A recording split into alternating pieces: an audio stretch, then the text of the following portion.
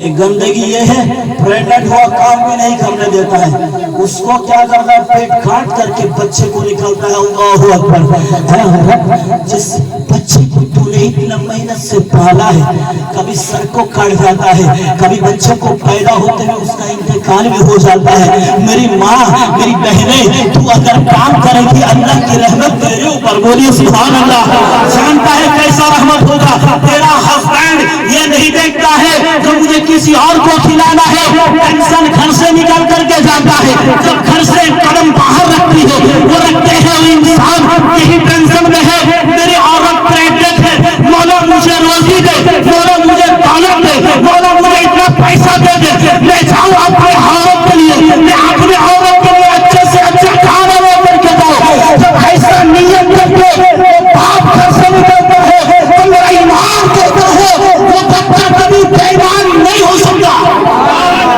हलाल खिलाओगे औलाद नेक होगा, हराम खिलाओगे औलाद बर्बाद होगा। आज देखो बेटे को, बेटा बाप को घर से निकाल दिया जा रहा है, मेरा गौसे पाक ने पढ़ने का भी इजाजत माँ से लेती है। बोले सुभान अल्लाह। पढ़ने जाना अच्छा काम है ना, फिर भी घर के बाहर कदम रखना है। मेरा गौस ने कहा अम्मी जान, अगर आप कहते हो बगदाद में रहो, बगदाद में पढ़ाई करो, अम्मी जान मैं यही पढ़ लूंगा। तो इतना कहने के बाद कहता है अम्मी जान बेटा कहाँ जाना चाहते हो पढ़ने के लिए? बोले फला जगह में जाना चाहता हूँ।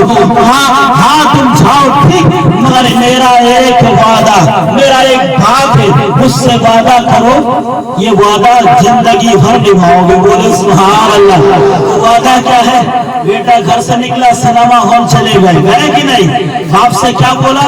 अब्बू जान कॉर्नर सिग्नल से आ रहा हूँ। बेटा सिनेमा हॉल पहुंच गया। बेटी बोली अम्मी जान कॉलेज जा रहा हूँ। किसी लड़के के साथ बैठा है। प्यारे वो औलाद नेक नहीं हो सकता जो माँ से झूठ बोल करके जिंदगी काटेगा। जो नौजवान माँ को झूठ बोल करके घर से ये कहते हैं अम्मी जान फला जगह में जा रहा हूँ, वो पिक्चर हॉल में बैठा है। घर में ये कहते हैं अम्मी जान फला की खोज में जा रहा हूँ, मगर वो लड़का अय्याशी कर रहा है। कसम खुदा की तुम्हारी जिंदगी बर्बाद हो जाएगी अगर तुम इस नीयत से घर से जाओ अम्मी जान मेरे लिए दुआएं करे, अम्मी जान मैं खुदा के घर में सजदा करने जा रहा हूँ। यहाँ तेरा माँ हाथ उठा करके मौला से कहेगी, वो बेटी कहेगी मौला तेरे घर तक पहुँचाना मेरा काम है। अब मेरा घर पहुँचा दिया, अब इसकी जिंदगी सीधा करना, इसकी मुकद्दर बदलना अब तेरे हवाले। मौला की फरियाद करेगा। वो खातून आंचल को उठा करके कहेगी ऐ मौला मेरा बेटा तो तेरे घर के अंदर गया है, मेरे मालिक अब तू इसकी हिफाजत कर। इस बात पर कितना दम है, इस बात पर इतना दम है। मौला फरिश्तों से कहता है ये औरत जानता है किस चीज का नाम? जब बच्चा प्रेग्नेंट होता है उसके बाद जब बच्चे को बाहर निकलती है तो अल्लाह से कहता है मौला इतना दर्द मत दे, मुझे मौत दे।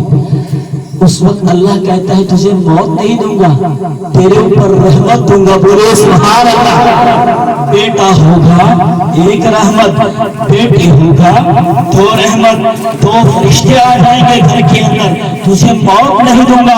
हाँ अलबत्ता इस दर्द का सजा तुझे ऐसा दिया जाएगा जब तेरी कब्र में तुझे उतारा जाएगा, महशर के दिन तुझे हिसाब किताब होगा। ऐ बेटी तू अगर नेक रह करके अपने औलाद को जन्म दिया है कि दर्द का बदला कल क़यामत के दिन मौला तुझे अदा करेगा। आज बड़े ईमानदार घर की बेटी क्या करता है? फटक से कटाओ बाहर निकल के लेके आ गया, कोई एहसास नहीं है ना।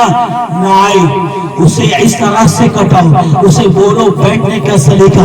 पहले के जो अम्मी थे वो लोग कभी हॉस्पिटल के अंदर नहीं बैठाते थे, मोहब्बत करते थे। घर में जाकर गाँव के घर में जाके बेटी को खिलाना, उसे पिलाना, ये नहीं जो घर पे आजा पैसा देंगे हम जमाई को बोल नौकर रख ले, नहीं ऐसा तरबियत से पाक के घर से नहीं मिला, रहमत के घर से नहीं मिला, खातून जन्नत के घर से ऐसा तरबियत मुसलमान को नहीं मिला। मुसलमान को ये तरबियत मिला है अगर किसी तकलीफ में है, कोई अगर बंदा तकलीफ में है तो पहले उसकी मदद कर, अगर कोई भूखा है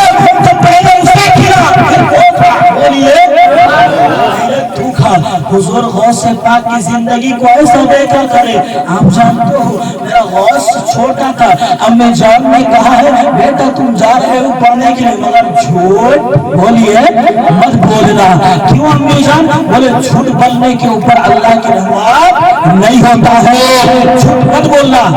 कुर्ते के अंदर 40 अशरफिया, बोले सुभान अल्लाह, सिल करके दे दिया। जिस रास्ते से डाकू का पकड़ था, बोले उस रास्ते के अंदर बड़े बड़े गुंडा को वो डाकू पकड़ करके ले करके पूरा माल को ले करके, अच्छा कपड़ा है तो ले करके उसे छोड़ दिया करके थे। उसी रास्ते में मेरा गौस बोलिए थोड़ी सी जिंदगी इधर देखिए, थोड़ी सी जिंदगी। हुजूर गौस पाक उस डाकू के पास जैसा ही पहुंचा, मेरा गौस छोटा है, बचपना की जिंदगी है, छोटे से बच्चे हैं। मेरा गौस पाक जब उस डाकू के सामने, लुटेरे के सामने गया है, बड़े से बड़े मालदार को साइड कर दिया।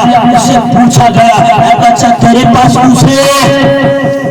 बोला हाँ मेरे पास 40 अशरफिया है। बोले डाकू ने कैसे छोटा है ये क्या झूठ बोलता है? हाँ अशरफी इसके पास है, कुछ भी नहीं है इसके पास। कहाँ है? कुछ भी नहीं है, छोटा है। इतना कहा फिर चले गए, एक से आगे बढ़ करके गौसे पर आगे बढ़ा। बोले क्या हुआ? मैं सच बोलता हूँ।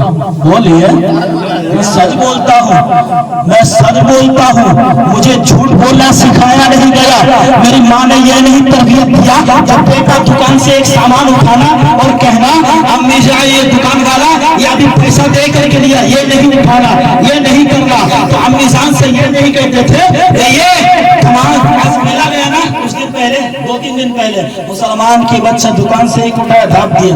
तरबियत बच्चे की करो, तरबियत बच्चे की करो, ऐसे अच्छा होगा, उससे जिंदगी बड़ा बेहतरीन होगा। बोलना नहीं पड़ेगा नमाज में, ऐसा बोलना खींचना नहीं पड़ेगा। चल नमाज पढ़ने मस्जिद के अंदर, बेटी नमाजी बन जाएगी तो बेटा नमाजी होगा, माँ नमाजी बन जाएगी बेटा नमाजी होगा।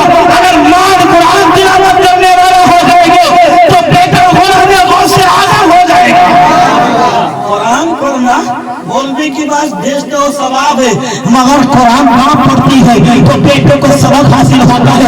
खुदा की कुरान को जब सामने मौत आती है तो पहले बदन को साफ करती है, पहला खुला करके अच्छा कपड़ा लगा करके, माथे में कपड़ा लगा करके अल्लाह की कलाम को छूती है। वही रिवाज जब बेटी देखेगी तो बेटी के सीने के अंदर भी अल्लाह की कुरान की मोहब्बत पैदा होगा। मेरा ईमान कहता है जब बेटी वो माँ कुरान छूने से पहले गुस्ल करके वजू करके खुदा की कुरान में हाथ लगाएंगे तो वो बेटी देख करके बेटी भी कहेगी कुरान ऐसी किताब नहीं है, ये अल्लाह की किताब है। जब माँ नमाज पढ़ते कुरान के लिए गुस्ल करती है, वजू बनाती है, तो हमें कितना बेहतरीन होना चाहिए। वो बेटी की तरबियत कैसा होगा? वो बेटी कभी बगैर दुपट्टे का किसी के आगे नहीं देगी। जब वो बेटी कुरान पढ़ने जाएगी तो माँ की कैरेक्टर को फॉलो करेगा। नहा करके जब बेटी नहा करके कुरान पढ़ेगी, माँ का करे का सीना चौड़ा हो जाएगा और फरियाद करेगी मौला से, मौला ने इतना ही आरज़ू किया था दुनिया की पढ़ाई थे याद दे मेरे माले तेरे कुरान पढ़ने के बराबर और मोहब्बत। ये बरकतें हैं गौसे पाक की जिंदगी। इसी को तो हुजूर गौसे पाक के हमारे और आपकी जिंदगी को फॉलो नहीं किया, हमारी आपकी तरह माँ की जिंदगी को फॉलो नहीं किया। गौसे पाक की अम्मी जान कभी झूठों का सहारा नहीं लेती थी, कभी गैर महरम को आग उठा करके देखती नहीं थी, कभी किसी के गंदे बात किसी गैर से बातें नहीं करती थी। आज मेरी माँ बहने घर के अंदर कोई स्मार्ट लड़का आ जाए या रास्ते से कोई स्मार्ट चले जाए तो उसे बात करने के लिए, उसके नंबर लेने के लिए माँ बहने आगे बढ़ती है। मेरी माँ बहनों तुझे कम नहीं लगता, तुम मुस्तफा जाने रहमत के आगे मुझे मुंह नहीं दिखाना है, कब्र में मुझे मुस्तफा की दीदार नहीं करना है। अगर कब्र में मुस्तफा की दीदार करता है, शरीयत के मुस्तफा पे चलना चाहता है, कोई कितना भी खूबसूरत आ जाए उसकी तरफ मत देखना। इसलिए मेरा मुस्तफा के जैसा दुनिया में कोई नहीं है। और आगे बढ़ाए हुजूर गौस पाक की जिंदगी, मेरा गौस का झुब्बा तो इतना खूबसूरत, बोलिए सुभान अल्लाह। उसको चोरी करने के लिए छोड़ गया था, गौस पाक ने उसे वली बना दिया, बोलिए सुभान अल्लाह। आज पूरी जिंदगी भर मुसलमान एक से एक